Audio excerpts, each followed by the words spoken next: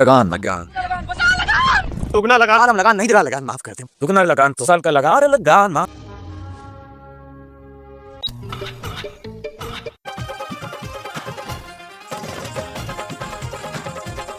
भारत जिसकी असली जड़ किसान है। इलेक्शन से पहले सरकार किसान के चरणों में होती है और इलेक्शन के बाद किसान धरणों में। और ये फिल्म बनी है ऐसे ही मुद्दे पर जिसे बनाया गया था ऑस्कर्स के लिए। पर अगर फिल्म में अंग्रेजों को ही बुरा भला दिखाओगे तो अवार्ड कैसे मिलेगा?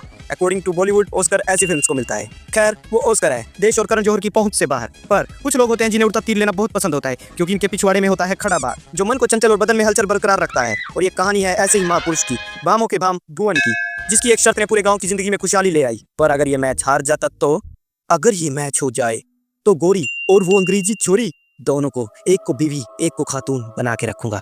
और कैप्टन रसल उसकी तो जांट में आग लगाकर भुट्टा सेकूंगा। मुखिया जी की मूंछ उखाड़कर बांडिया के सांड की पूंछ के साथ रिप्लेस करूंगा। यहाँ भी होगा वहां भी होगा मेरा ही जलवा। This is not a match anymore, it's a war in between बामों के बाम भुवन और जिसकी अंग्रेजी है नस्ल captain Russell. A short village जो बसा है गुजरात के कच्छ में, पर गांव वाले भोजपुरी बोलते हैं। खाने का वक्त होगा वा? दिखाई दे तो भेज दियो। और यहाँ की अंग्रेज कैटरीना कैफ की हिंदी प्लस मोहम्मद कैफ की इंग्लिश बोलते हैं। मैं सरुण को क्यों नहीं मिल सका जमदारों के रक्षक हो।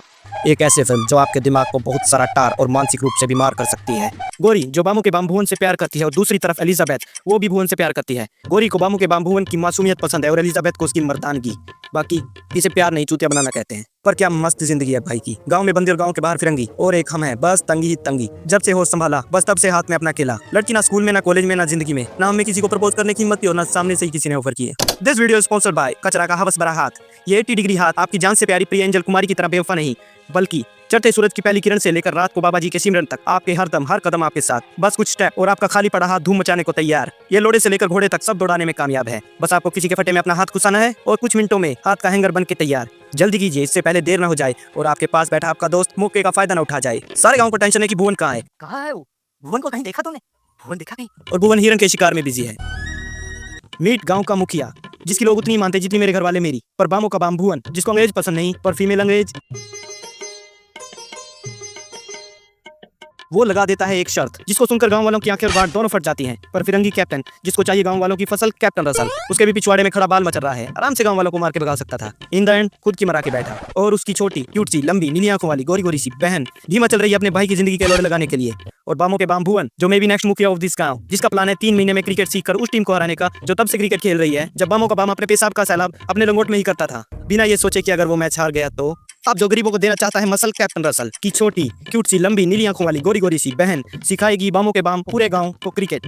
लेकिन किंतु परंतु भुवन की मुंह बोली जाने मन गोरी वो अपने से ज्यादा गोरी इस छोरी को देख हुई है रानी, क्योंकि गोरी की जवानी जो उसने बामों के बाम के नाम तब ही कर दी थी जब उसकी आंख से गंगा और नाक से जमुना बहती थी। खैर क्योंकि लड़की और आजादी सिर्फ मांगने से नहीं मिलती, इसके लिए चाहिए थोड़ी सी हिम्मत, 2 चम्मच बेशर्मी और लोहे का पिछवाड़ा, क्योंकि दोनों ही केस में मजा या सजा कभी भी कहीं भी मिल सकती है।